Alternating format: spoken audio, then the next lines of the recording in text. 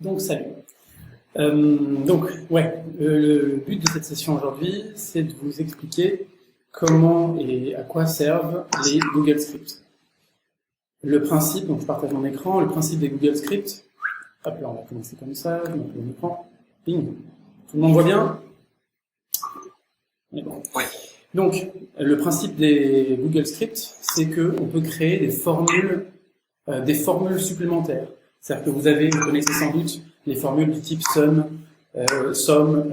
count, ou des choses comme ça. On peut en créer de plus et aller beaucoup plus loin dans les fonctionnalités qu'on peut utiliser. En vérité, si vous pensez à une application web, il y a pas mal d'applications web qui pourraient être remplacées par Google Sheets. En termes d'interface, très souvent, on finit par avoir des données qu'on veut trier et retraiter. Donc en fait, on peut transformer Google Sheets avec ce genre d'adjonction en carrément une web app complète.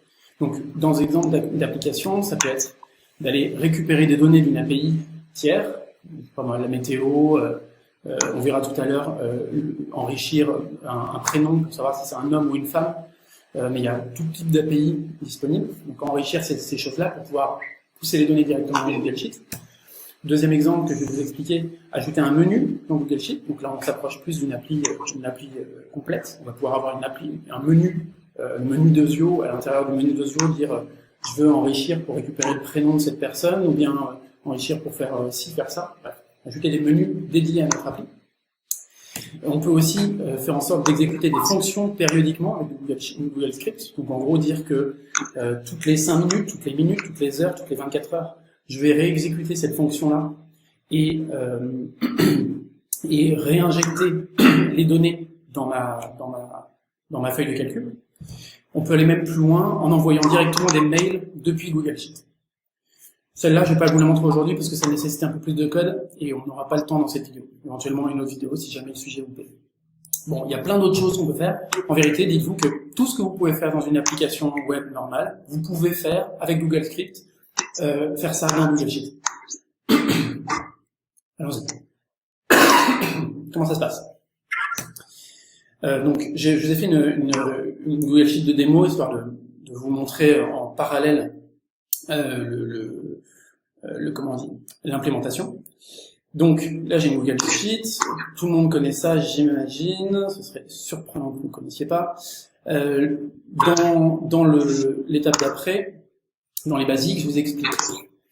On a dans une feuille de calcul un menu Tools.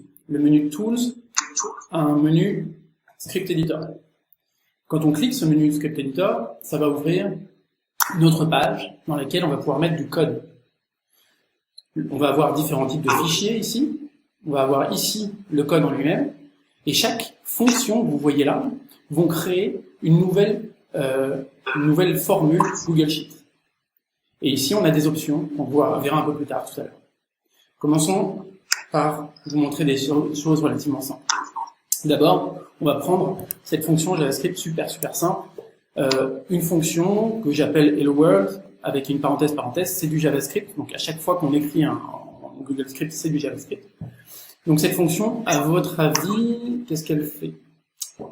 Donc c'est du script, il n'y a pas plus simple. En gros, quand je vais appeler une fonction dans Google Sheets égale Hello World, parenthèse, ça va me retourner le mot Hello World. C'est tout. Ultra basique. Je vous le montre. C'est histoire de quand même être débarré par la base. Donc là, vous avez vu, j'ai cliqué Tools, Script Editor. Ça m'ouvre un nouvel onglet. Dans ce nouvel onglet, j'avais déjà préparé mes trucs, histoire de ne pas passer mon temps à taper des mots. Donc là, j'ai ma fonction Hello World. Et cette fonction Hello World, maintenant, est active dans le Google Script. Ce que je fais, c'est que je me mets ici, je tape Hello World, entrée, ça charge, et ça me met bien le mot Hello World. Ultra simple, j'ai une nouvelle fonction, ça m'a pris une ligne. Dac. Si on dit que ça, c'est la base de la base de la base, on peut aller beaucoup plus loin et faire des calculs, faire des appels à d'autres pages, faire des appels à n'importe quoi, et ajouter de nouvelles fonctions. Je vais continuer. Donc ça, c'est vraiment la base de la base. Je vais commenter ce truc-là, parce qu'en vrai, elle va rarement nous servir, cette fonction. Et je vais aller sur la deuxième étape, un peu plus charnue, un peu plus marrante. Quelques exemples. On va prendre cette API-là. Ça, c'est une API qui s'appelle genderize.io. Vous voyez une capture d'écran ici. Genderize, en fait, c'est une API à qui vous passez un prénom. Donc là, typiquement, je vais lui passer Peter. Et ça va me retourner ça. Peter, le nom c'est Peter que tu m'as passé, c'est un genre de type homme. La probabilité que ce soit un homme, c'est 0,99, 99%. Et il a, bon, ça, en vrai, ce count, je sais pas ce que c'est, mais je m'en fous un peu. Tout ce que je veux, c'est lui demander, et Peter, c'est un mec ou une nana?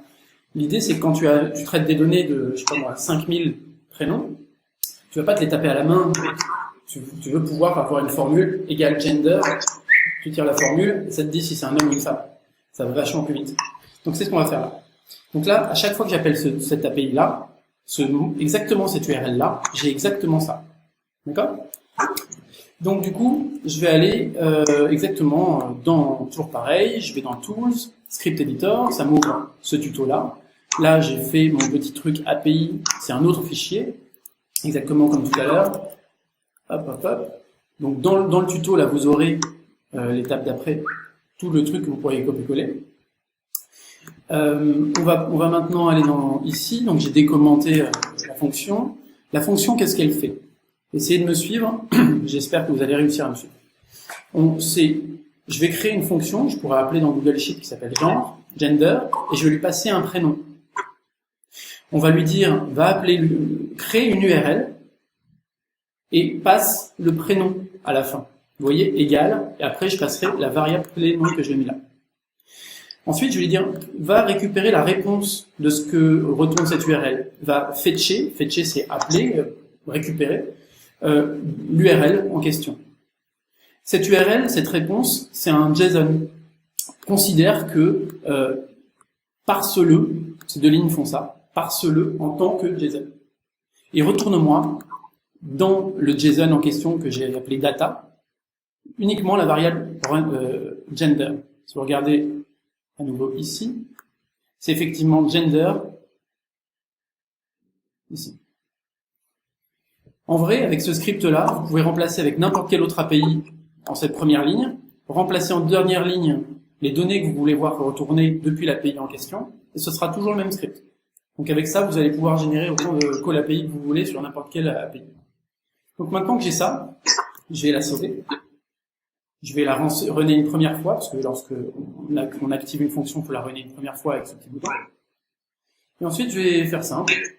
Je vais dire, je vais mettre Brice, Tom, Mathieu, Alex, comme ça. Et je vais mettre gender. Est-ce que je suis un homme ou une femme? Ah, je suis plutôt un homme. Super. Et vous?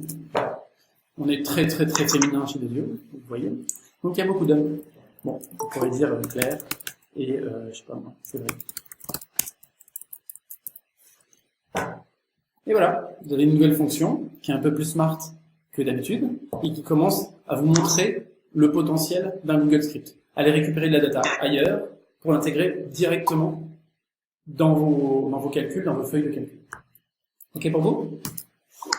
Passons à la suite. Donc ça c'est level 2. Level 3. J'aimerais bien pouvoir avoir un petit menu qui me dit lance l'enrichissement de tous les prénoms de toute la cellule, de toute la page. Donc ajouter un nouveau menu ici. Ça c'est aussi possible avec Google Script. Il est possible de créer une fonction qui va se déclencher à l'ouverture de Google Sheet et ensuite d'ajouter des fonctions dans le menu dans le menu que tu viens de créer. Là, à nouveau, je vous explique. Je suis persuadé qu'il y a des gens qui vont se dire il va falloir que je relise les scripts après. C'est normal, n'hésitez pas à les relire. Mais en gros, je vous les explique tout de même.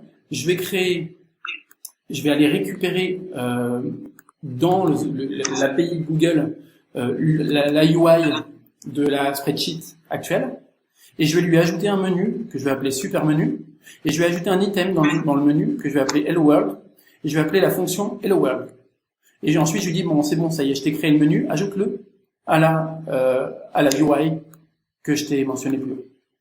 Et la fonction hello world, je la mets en dessous, c'est non plus la fonction de tout à l'heure, mais ça va m'afficher un petit message d'alerte qui va faire boum, hello world.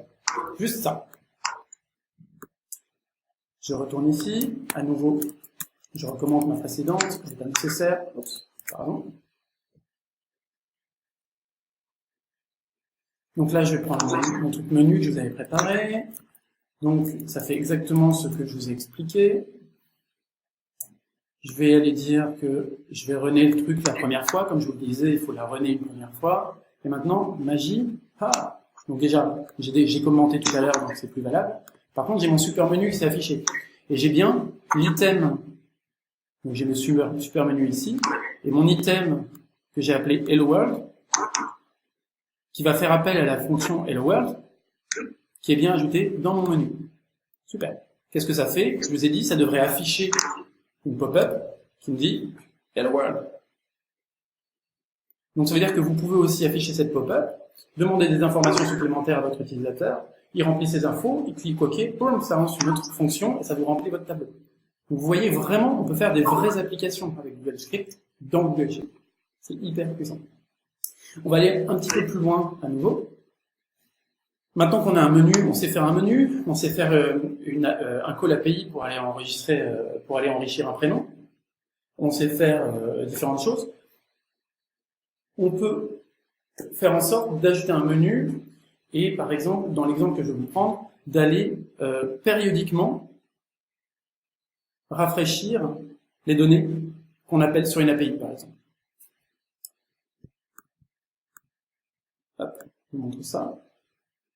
Voilà, juste après. Donc en gros, on peut aussi avec Google Script définir que on va exécuter une fonction toutes les minutes, toutes les heures, tous les jours, n'importe quand. Donc pour ça, dans votre script ici, vous allez pouvoir cliquer sur ce petit bouton-là, qui va ouvrir une autre fenêtre. On clique à nouveau sur ce bouton-là, et on va pouvoir lui définir, lance ça toutes les heures, tous les jours, ou quoi que ce soit. Ce que je vais faire pour cette démo-là, on pourrait faire plus compliqué, mais j'ai cherché à faire des choses qui tiennent dans le format d'une quinzaine de minutes. Cette fonction, qu'est-ce qu'elle fait? Bon, je vous l'explique, et là, ça sert à rien pour essayer de lire le truc spécifiquement, mais ça va copier les données de la première ligne du Google Sheet, juste en dernière ligne. C'est tout. Un use case simple, c'est je lance demain un product tent pour un produit quelconque. Je veux traquer l'évolution des upvotes sur mon produit. Là, je vais aller sur Product Tent. Et je veux que toutes les minutes, on me dise combien MenschLab a eu de upvotes. Donc, je combine une première fonction qui va aller scraper cette info-là. Ce sera sans doute l'objet d'un autre webinaire qui sera dédié à la fonction qui s'appelle import XML, qui permet en fait d'aller scraper depuis une page web dans Google Sheet. Donc je vais récupérer ça. Et toutes les minutes, je veux rappeler cette fonction et ajouter cette ligne. Donc je veux copier ces lignes-là et les coller là. Toutes les minutes. D'accord? Pour pouvoir voir ensuite avec un graphe l'évolution, la courbe de progression des upvotes sur ce produit. Comment on fait ça? On n'a pas besoin de celui-ci. On va dans autocopie. Je me suis fait une fonction autocopie qui va en fait ajouter également un menu qui s'appelle copy data, save data, avec un item save data. À chaque fois que je vais appuyer sur save data, ça va appeler la fonction save data. C'est celle qu'il y avait dans les slides. La fonction save data, elle va juste faire exactement ce que je viens de faire à la main, prendre la première ligne, la mettre en dernière ligne. Rien de plus. Uniquement ça. Mais on va lui adjoindre un timer pour qu'elle le fasse automatiquement toutes les minutes. On va commencer par le faire non pas timer, mais d'abord à la main. Là, j'ai un menu copy data qui s'affiche. Si je clique save data, ça lance le script et ça me l'ajoute une fois. Je le reclique, ça me l'ajoute une autre fois. Je le lance une troisième fois, ça me l'ajoute une quatrième fois. Maintenant, je veux que ça le fasse automatiquement toutes les minutes. Je vais ici, dans mon interface, et ici, là, le petit bouton timer m'ouvre une nouvelle fonction, une nouvelle page, à nouveau encore une nouvelle page, qui va permettre d'ajouter des triggers pour déclencher le lancement d'une appli et d'une fonction. Je fais le trigger. Time driven. Et je vais lui mettre toutes les minutes. Every minute.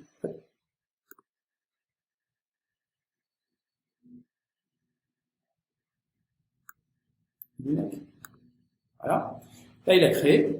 On va patienter une petite minute en discutant. Vous allez voir que sans rien faire, ça va automatiquement updater cette ligne pour la mettre là. Boum, boum, boum, boum, boum, boum. Et là, continuellement, jusqu'à ce que je lui dise d'arrêter. Donc je peux monitorer, là dans ce cas-là, les upvotes de Product Hunt, mais ça pourrait aussi être monitoré, je sais pas, disons, le nombre de vues d'une vidéo YouTube, les dirigeants sur une page de team d'une entreprise, n'importe quoi. On peut récupérer des infos et les updater à la suite. Là, normalement, ça va se lancer dans peu de temps.